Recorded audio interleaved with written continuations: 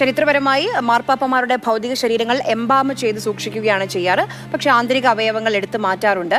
റോമിലെ Trevi fountain സമീപമുള്ള ഒരു ചാപ്പലിൽ 20-ലധികം പോപ്പുമാരുടെ ഹൃദയങ്ങൾ മാർബിളിൽ സൂക്ഷിച്ചിട്ടുണ്ട്. പുതിയ പാപ്പയെ തിരഞ്ഞെടുക്കൽ ഈ ചടങ്ങുകൾക്കൊക്കെ ശേഷമാണ് നടക്കുക. നമുക്കറിയാം കുറച്ച് ദിവസങ്ങൾ നീണ്ടു നിൽക്കുന്ന ചടങ്ങാണ് അത്, അല്ലെങ്കിൽ ഒരു തെരഞ്ഞെടുപ്പാണത്. കർദിനാൾമാർക്കാണ് വോട്ടവകാശമുള്ളത്. ലോകത്തു നിന്നുള്ള എല്ലായിടത്തെയും കർദിനാൾമാർ വോട്ട് ചെയ്താണ് പുതിയ പാപ്പയെ തിരഞ്ഞെടുക്കുക. പുതിയ പാപ്പയെ തിരഞ്ഞെടുക്കുമ്പോൾ ആയിരിക്കും ഓർമ്മയുണ്ടാവും, വെളുത്ത പുക ഉയരുമ്പോഴാണ് പുതിയ പാപ്പയെ തിരഞ്ഞെടുത്തതായി ലോകത്തിന് മനസ്സിലാക്കാൻ കഴിയുക. വോട്ടവകാശമുള്ള 4 പേരാണ് ഇന്ത്യയിൽ നിന്ന് ഉള്ളത്. 4 കർദിനാൾമാരാണ് ഇന്ത്യയിൽ നിന്നുള്ളത്. ഒന്ന് നമ്മുടെ തിരുവനന്തപുരം കർദിനാളാണ്. കർദിനാൾ ബസേലിയോസ് ക്ലിമ്മീസ് ബാവയ്ക്ക് ഈ അടുത്ത പാപ്പയെ തിരഞ്ഞെടുക്കാനുള്ള വോട്ടെടുപ്പിൽ പങ്കെടുക്കാം. അതുപോലെ തന്നെ കർദിനാൾ ആന്റണി പൂല, അദ്ദേഹം ഹൈദരാബാദുകാരനാണ്. കർദിനാൾ ഫിലിപ്പ് നേരി ഫെരാരോ, അദ്ദേഹം ഗോവയിൽ നിന്നുള്ള ആളാണ്.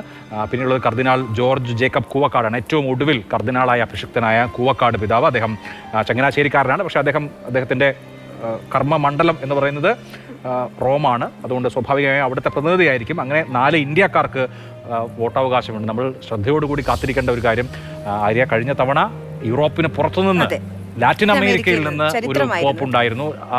ആ ചരിത്രം, അതായത് യൂറോപ്പിന് പുറത്തു നിന്ന് വീണ്ടും ഒരു അധ്യക്ഷൻ ഉണ്ടാകും. ഒരുപക്ഷെ ഏഷ്യയിൽ നിന്ന്, അതല്ലെങ്കിൽ ആഫ്രിക്കയിൽ നിന്ന് ഒക്കെ ഒരു പോപ്പ് ആ കത്തോലിക്ക സഭയുടെ പരമാധ്യക്ഷന്റെ സിംഹാസനത്തിലേക്ക് എത്തുമോ അതറിയാൻ നമ്മൾ കാത്തിരിക്കണം. വിമോചന ദൈവശാസ്ത്രം പിറവികൊണ്ട ലാറ്റിൻ അമേരിക്കയിൽ നിന്ന്, അർജന്റീനയിൽ നിന്ന്, ബ്യൂണസ് അയേഴ്സിലെ ആർച്ച് ബിഷപ്പായിരുന്നു ഫ്രാൻസിസ് പാപ്പ. അദ്ദേഹം ആ ബ്യൂണസ് അയേഴ്സിൽ നിന്നാണ് റോമിലേക്ക്, പത്രോസിന്റെ സിംഹാസനത്തിലേക്ക് എത്തിയത്. എങ്കിൽ ഇനി ആഫ്രിക്കയിൽ നിന്നോ ഏഷ്യയിൽ നിന്നോ ഒക്കെ ഒരാൾ ആ പരിശുദ്ധ സിംഹാസനത്തിലേക്ക് എത്തുമോ? പോപ്പായി യൂറോപ്പിന് പുറത്തു നിന്ന് തന്നെയുള്ള ഒരാൾ വീണ്ടും വരുമോ? ഇതൊക്കെ അറിയാൻ വളരെ ആകാംക്ഷയോടുകൂടി ലോകം തന്നെ കാത്തിരിക്കും. ആദ്യം പക്ഷെ നടക്കേണ്ടത് നേരത്തെ ആര്യ സൂചിപ്പിച്ചതുപോലെ ഇപ്പോഴുള്ള ദുഃഖാചരണവും പോപ്പിന്റെ സംസ്കാര ചടങ്ങുകളുമാണ്. ഈ സംസ്കാര ചടങ്ങുകൾ കഴിഞ്ഞ് 4-5 ആഴ്ച കഴിഞ്ഞിട്ടാണ് ഈ തെരഞ്ഞെടുപ്പ് പ്രക്രിയ ആരംഭിക്കുക. അത് അതീവ രഹസ്യമായാണ്. ഈ കോളേജ് ഓഫ് കർദിനാൾസ് അവർ സിസ്റ്റീൻ ചാപ്പലിലാണ് ഒത്തുചേരുക. അത് കഴിഞ്ഞാണ് ഈ വോട്ടെടുപ്പ് പ്രക്രിയയിലേക്കൊക്കെ കടക്കുക. നോക്കുകയാണെങ്കിൽ കത്തോലിക്ക വിശ്വാസിയായ ഏതൊരു പുരുഷനും മാർപ്പാപ്പ സ്ഥാനത്തേക്ക് എത്താം. പക്ഷേ കഴിഞ്ഞ ഒരു 700 വർഷത്തെ ഒരു ചരിത്രം നോക്കുകയാണെങ്കിൽ ഈ കർദിനാൾ കോളേജിൽ നിന്നുള്ള ആൾ മാത്രമാണ് മാർപ്പാപ്പ പദവിയിലേക്ക് എത്തിയിട്ടുള്ളത്.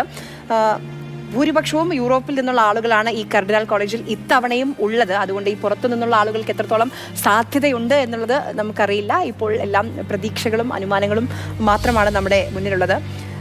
കത്തോലിക്ക സഭയുടെ ഒരു ചരിത്രം നോക്കുകയാണെങ്കിൽ 1300 വർഷത്തെ ചരിത്രത്തിൽ ആദ്യമായാണ് യൂറോപ്പിന് പുറത്തു നിന്നുള്ളൊരു മാർപ്പാപ്പ വരുന്നത്. അത് ഫ്രാൻസിസ് മാർപ്പാപ്പയായിരുന്നു. ലാറ്റിൻ അമേരിക്കയിൽ നിന്ന് അതൊരു വലിയൊരു ചരിത്രം തന്നെയായിരുന്നു.